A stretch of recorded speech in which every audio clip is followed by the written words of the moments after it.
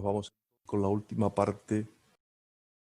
En esta vamos a ver una parte que no se suele publicar normalmente. Vamos a ver la validación de lo que hemos hecho anteriormente. Es decir, si publicamos un análisis de la varianza, se asume, los referí asumen que eres competente en lo que estás haciendo y has verificado tú que puede hacerse. Vamos a ver entonces que efectivamente este análisis de la varianza se puede hacer con estos datos. No es preciso recurrir a métodos alternativos. Para eso, bueno, pues lo que tenemos que comprobar son aquellas cosas que se pueden verificar. Sabemos que las cosas a verificar, cuando es posible, son tres: la independencia de las observaciones, que en este caso no se va a poder porque no tenemos datos secuenciados, que es la situación más habitual, la normalidad y la homocedasticidad. Vamos a ver la normalidad. Para ver la normalidad sabemos que no es de las variables. Las variables no tienen por qué ser normales. Si tienen distintas medias, tendrán distintas modas. ¿Qué es lo que es normal? La normalidad va a ser de los residuos, el resultado de eliminar el efecto de las distintas medias, de los distintos tratamientos, restando a cada grupo la media del propio grupo. Pero esto lo tenemos en modelos, añadir estadísticas, y junto a las estadísticas tenemos los residuos. Solo los residuos y más cosas, alguna veremos, si da tiempo, la mayoría no. Nos quedamos solo con los residuos. Vamos a aceptar, y si ahora vemos los datos, veremos que hay una nueva variable, que son los residuos. Como restamos la media, aquellos valores inferiores a la media son negativos, los superiores a la media son positivos y los residuos tienen siempre media cero.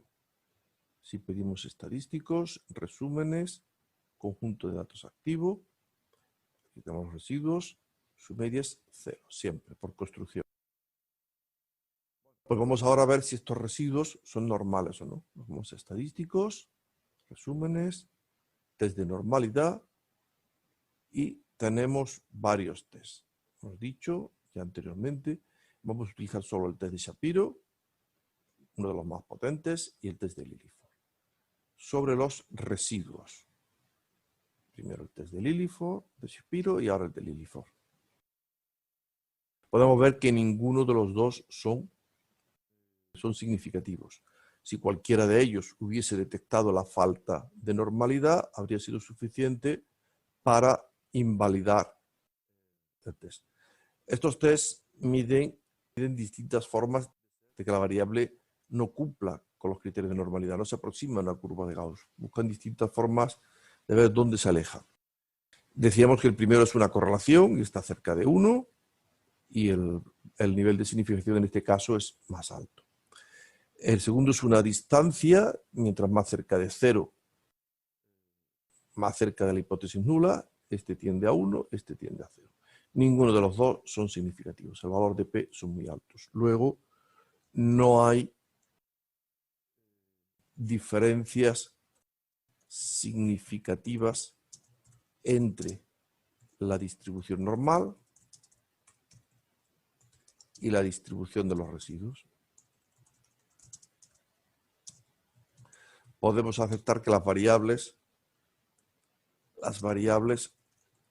o la variable en este caso, la variable es aproximadamente normal, no discrepa de una normal.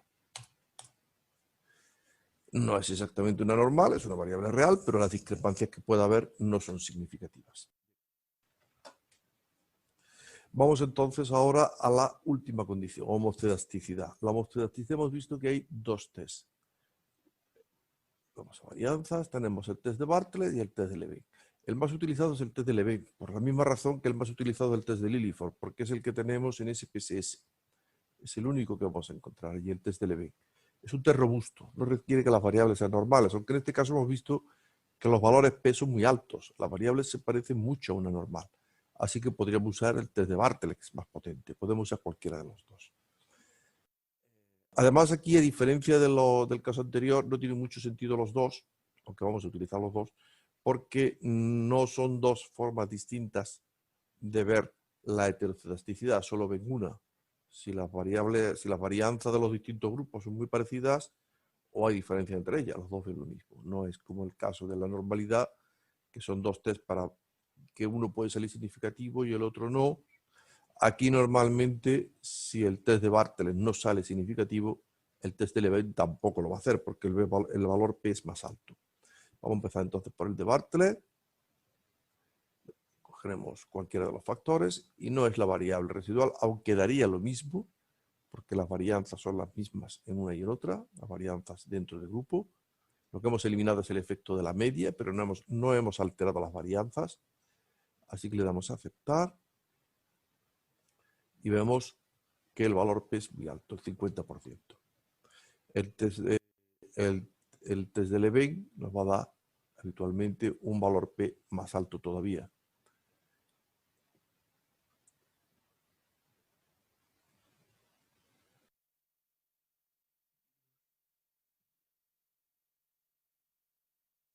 Y efectivamente tiene un valor de 0,7.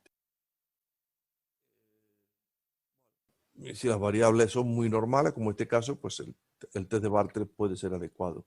Si las variables no se acercan mucho a la normalidad, si no hubiese salido un valor del 20%, 10%, es decir, que son aproximadamente normales, pero muy poco aproximadamente, entonces quizás es preferible el test de Leven claramente, aunque sea menos potente, porque el test de Bartlett puede dar falsas diferencias significativas. Pues ya está, hemos validado. Concluimos que las variables no son heterocedásticas, la variable no es heterocedástica.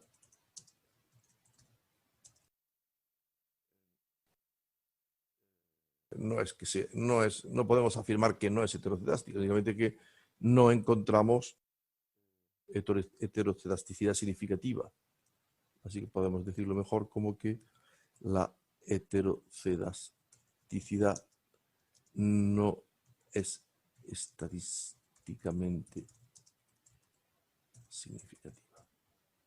La variable es aproximadamente homocedástica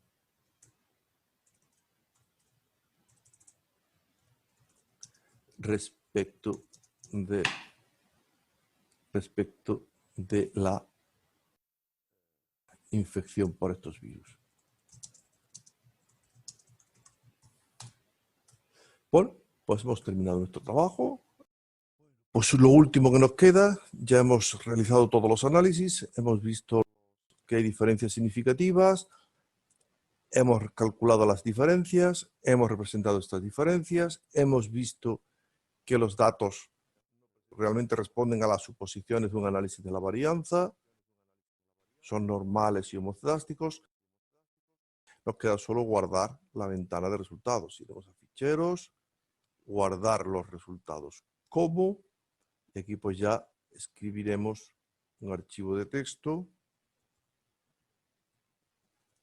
que recoge los resultados. Y hasta aquí nuestros vídeos de análisis de la varianza en su forma básica. Nos queda ver cuándo no se cumplen las condiciones de validez.